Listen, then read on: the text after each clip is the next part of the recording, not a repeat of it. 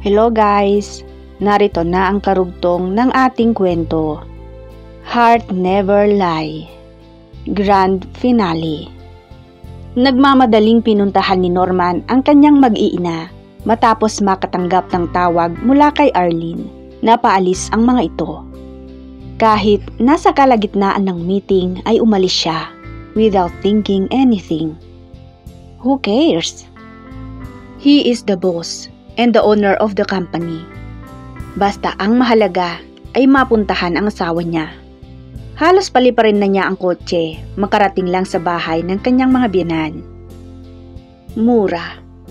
Katagang lumabas sa kanyang bibig, kasabay ng paghampas niya ng manibela, na aksidenteng napindot ang busina niyon. He tries to call Aryan, pero hindi sumasagot ang babae, na lalo pang ikinangit-ngit niya. Muli niyang tinawagan si Arlene sa pagbabakasakaling makausap si Aryan sa pamamagitan ng telepono nito, pero hindi ito sumasagot. Kulang na lang ihagis niya sa labas ang kanyang cellphone. Nang bahagya ng lumuwag ang daan ay pinasibat na niya ang kanyang kotse.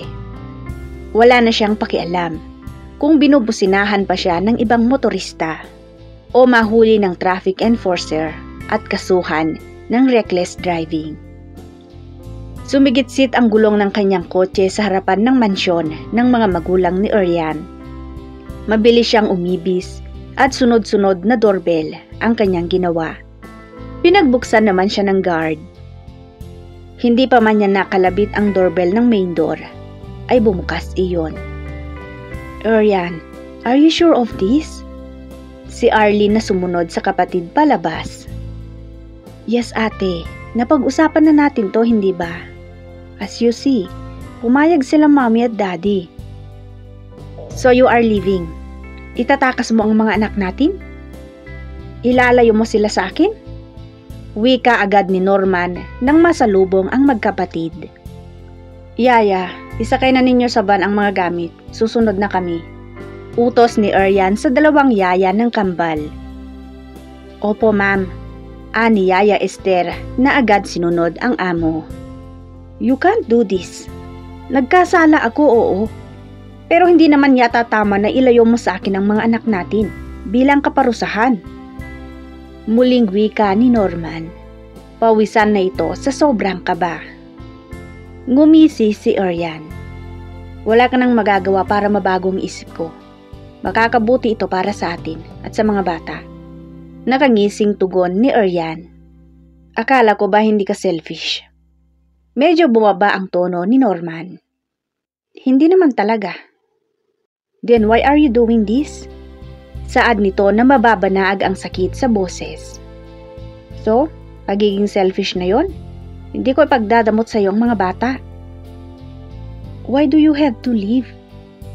If you can forgive me and give me a second chance to prove myself and my love for you. Turan nito sa kahinawakan ang kamay ni Aryan. Can you stop being dramatic? Hindi bagay sa'yo. Please, I'm begging you. Muling ani Norman, kasunod ay ang pagluhod sa harapan ni Aryan. Excuse me. Sabi lang ng babae at lumabas na. Ate, let's go. Yakag niya kay Arlene na hawak ang isang sanggol. Tila binagsakan ng langit at lupa si Norman sa mga ginawa ni Aryan. Tumayo siya at sumunod kaagad sa magkapatid.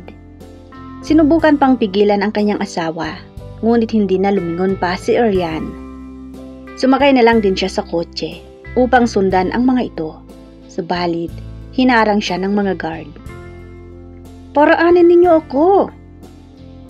Sigaw niya sa bintana ng kotse. Sir, hindi pwede. Tugon ng mga guards. Oh my! Why are you doing this? Nakakaramdam na ng galit si Norman. Bilin po ni Senyorita Aryan. Saad naman ng isa pang guard. Babanggain ko kayo. Banta ni Norman. Sige sir, banggain mo yang bakal. Biro ng isang guard. Nang tinutukoy ay ang bakal na iniharang sa daraanan niya. Makalipas ang halos kalahating oras, ay saka lamang siya pinayagang makaalis. What for? Sa tingin ninyo masusundan ko pa sila? Naiinis niyang sabi sa mga guard. Pasensya na sir, sumunod lamang kami sa utos. Hinging paumanhin ng mga guard. Napailing na lamang siya. Ayaw niyang mambastos ng tao. Lalo pat pamamahay iyon ng mga magulang ni Arian. Muli niyang kinontak si Arian, pero hindi na makontak. Si Arlene naman ang kanyang tinawagan, pero hindi sumasagot. Kaya naglakas loob na siyang tawagan ang ina ng kanyang asawa, pero wala rin sinabi kung saan papunta ang mga ito. Hindi na niya alam kung ano ang iisipin at gagawin. Maya-maya ay nakatanggap siya ng tawag mula kay Jake. Ipinaalam ng huli na nasa kanyang bahay ito at naghihintay sa kanya for important matter. Hindi na rin naman niya alam kung saan direksyon nagpunta sila Arian, kaya minabuti niyang umuwi na at kausapin si Jake. Tamang-tama at hihingi siya ng tulong dito na hanapin ang kanyang mag-iina. Abot tenga ang mga ngiti ng magkapatid nang matagumpay nilang naisagawa ang plano. Thank you for everything, ate. For the wisdoms and advices. Ani Arian habang kausap ang kapatid. Sus, ikaw pa. What are sisters for? Ang gusto ko lang naman, maayos din ang pamilya mo. Isa pa, alam kong totoo si Norman sa mga salita niya at ramdam kong mahal na mahal ka ng asawa mo. He deserves a second chance. Yes, ate. I love him more than before. Hindi yon magbabago. Nasaktan niya ako, pero sa kabilang banda, pareho kaming may mali. Pareho kaming natakot magtapat ng tunay na damdamin.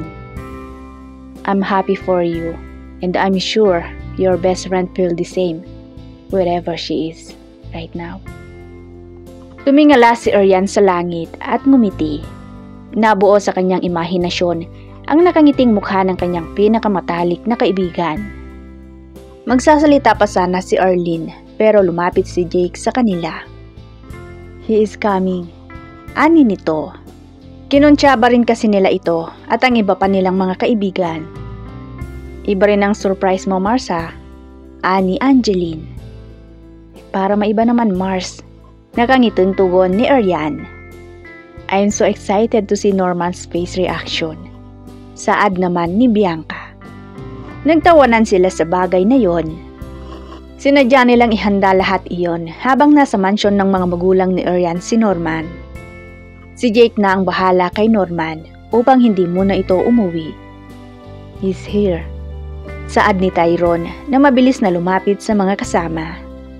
Umayos sila ng pwesto at hinintay ang pagpasok ni Norman. Kunot na kunot ang noo ni Norman nang makita ang mga sasakyan sa labas. Pawang sasakyan ng mga kakilala niya. Maya-maya ay nahagilap ng kanyang mata ang sasakyang ginamit niya na Arian kanina. Kaya naman dali-dali siyang pumasok dahil nabuhayan ng pag-asa. Napalingon siya nang may tumugtog sa bandang pool, kaya doon siya nagtungo. Nanlaki ang kanyang mga mata nang makita kung sino ang mga naroon. Kumurap-kurap pa siya. You're not dreaming, my love. Malamyos na tinig ng kanyang asawa na ngayon ay nasa harapan na niya. Hindi pa rin siya makapaniwala. Sabi nang hindi ka nananaginip eh. Muling turan ni Arian, saka inabot ang magkabilang pisngin nito, saka tumingkayad upang maglapat ang kanilang mga labi. Nanlaki ang mga mata ni Norman at sa ilang sandali ay ginandihan na nito ang halik na iyon ng kanyang asawa. Ngayon naniniwala ka nang hindi ka nananaginip. Isa pa nga, hirit nito at ito naman ang humalik kay Arian. Oy, tama na yan, baka dito pa mabuo ang kasunod ng kambal. Biro ni Arlene. Naghiwalay ang kanilang mga labi, saka buong higpit na niyakap ang isa't isa. Pagkatapos ng tagpong iyon, this is all her plan. Actually pare, wala naman talagang problema sa company. Ginawa namin yun para matutok ang atensyon mo sa ibang bagay, para maisagawa ang lahat ng nakikita mo ngayon. Wika ni Jake. Hindi ko akalain na ganito. Pinakaba ko ng pangyayaring ito. But still, thank you. Tugon ni Norman. No worries. Sige na. Talk to your wife. Utos ni Jake. Okay. Anya tsaka hinanap si Arian. Ngunit sa paghahanap sa asawa ay iba ang kanyang nakita. Kagad niyang nilapitan ang babae at hinawakan, tsaka inilayo ng bahagya. Anong ginagawa mo rito? Mahina, subalit mariin niyang tanong. Sandali Sir Norman, magpapaliwanag ako. Hindi naman ako nagpunta rito para manggulo eh. Nahihintakutang wika ni Jackie. Paano ka nakapasok dito? Mariing tanong ni Norman. Sweetheart, it's okay. Malamyos na tinig ni Arian buhat sa kanilang likuran. Binitiwan naman ni Norman ang babae at agad nilapitan ang kanyang asawa. Ngumiti si Arian. Jackie, you can go and join with the party. Ako nang bahala sa asawa ko. Utos ni Arian sa babae. Sige ma'am. Tugon nito at iniwan na silang mag-asawa. Pag-alis ni Jackie, ay hinarap ni Arian ang nagtatanong look ni Norman. Ngumiti siya. She is not here to ruin our life. I met her recently. Humingi ng tawad sa akin. Actually, hindi ganon ang itsura niya noong nagkita kami. Awang-awa ko sa kanya. She told me everything. At totoo nga ang sinabi mo na walang nangyari sa inyo. Paliwanag ni Arian. Nagtanong siya sa akin kung may alam akong trabaho na pwede niyang pasukan. Ang sabi niya, wala na siyang mapupuntahan dahil ni-raid na ang kasa na pinapasukan niya. So, kinuha ko siya as a cleaner since ramdam ko rin naman na nagpapakatotoo siya at gusto magbagong buhay. She is working in my boutique. Maayos naman daw ang trabaho niya, sabi ni ate. Dugtong pa ni Arian. You're such an angel, sweetheart. Nasabi na lang ni Norman. Tsaka mabilis na ginawaran ng halik sa noo ang sawa. Pagkatapos ay mahigpit na niyakap. 5 buwan pa ang matuling lumipas. Sweetheart, pwede na. Ani Norman na matamis ang ngiti kasama ang mga tanitong mapang-akit. Ang alin? Sambit ni Arian. Alam mo na, iba kasi yung wika nitong kamot ang ulo. Yung naguguluhan pa rin si Arian. Kagaya ng dati, pero mas kakaiba na ngayon kasi may kasama ng pagmamahal. Yung hardcore. Saad ni Norman. Sus, pwede na diba? Tura nito, tsaka nagsimulang humaplos ang mga kamay sa hita ni Arian, pataas, at kung saan dako pa. Nagpatianod na rin ang babae sa sensasyong nagsisimulang mabuhay sa kanyang buong pagkatao. Sinasabayan na rin ang bawat galaw ni Norman. She couldn't deny herself that she misses everything. The way he holds her, the way how he kisses her, the way how they make love. Pero mas kakaiba na ngayon dahil hindi na sila naiilang. Ramdam na nila ang tibok ng kanilang mga puso. They make it step by step. Norman lay her down. Pagkatapos niyang makalas ang mga sagabal sa kanyang nais gawin. Pagkatapos ay siya na rin ang nagtanggal ng kanyang mga saplot. Ilang sandali pa ay muling nagtagpo ang kanilang mga labi at nagsimula ang salpukan sa ibabaw ng pulang kama. Bawat pagtarak at pagbaon ay tumatagos. Bawat paggalaw ng mga katawan ay tila sila idinuduyan sa alapaap. At nagtapos ang gabing iyon nang may nangyaring sagupaan ng boxing na umabot ng 12 rounds. Subalit, pareho silang knockdown. Kinaumagahan, nagkangitian silang mag-asawa matapos kapwa naalala ang kanilang kapusukan. Parang nakisama rin ang kanilang kambal. Dahil hindi nila narinig na umiyak ang mga yon, buong magdamag. Nasa kabilang kwarto lang naman ang mga baby. Hindi nga ba talaga umiyak? O sadyang hindi lang nila narinig dahil sa sobrang pagod ay nahimbing sila. Saan ka pupunta? Tanong ni Norman nang bumangon si Arian. Sa mga baby. Mamaya na, nandun naman si Yaya. Dito ka muna. Hagin ka muna. Paglalambing ni Norman. Sweetheart, masakit pa. Hilutin ko, gusto mo. Nakangisi nitong wika. Che, ganito lang yan eh. Kailangan lang ng kaunting haplos at galaw.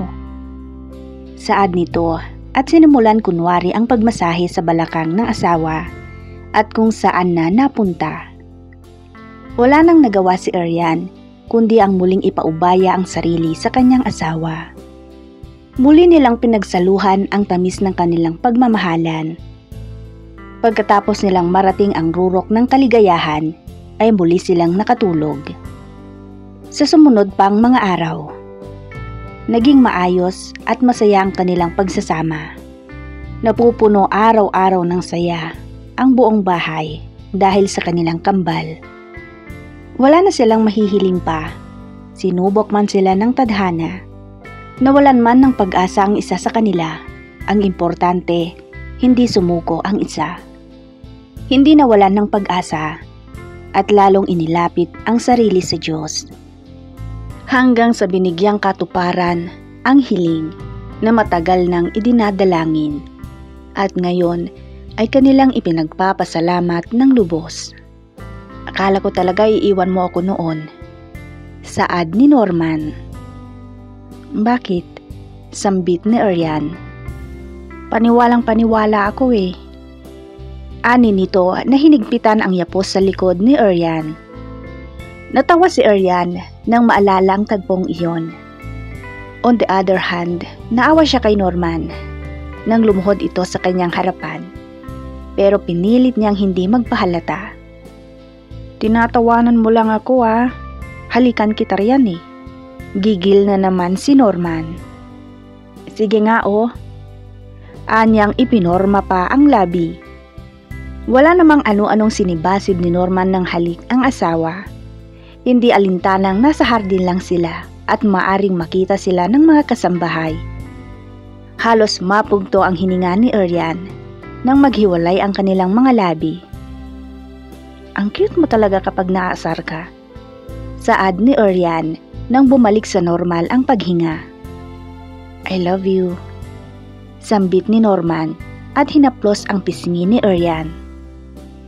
I love you too. And they sealed those words with a kiss. Gaano man kaliit ang chance ay panghawakan mo. Dahil sa bawat segundo, maaring ang hinihiling o pinapangarap mo ay mapasayo. Huwag padalos-dalos ng desisyon upang maiwasan ang magkamali. Dahil sa mundong ginagalawan natin, nabibilang na lang ang mga matang hindi mapanghusga. May mga maaring nagpapatawad, pero hindi lahat bumabalik. Ang sigalot sa isang relasyon o pagsasama ay kahilintulad ng isang maliit na sugat.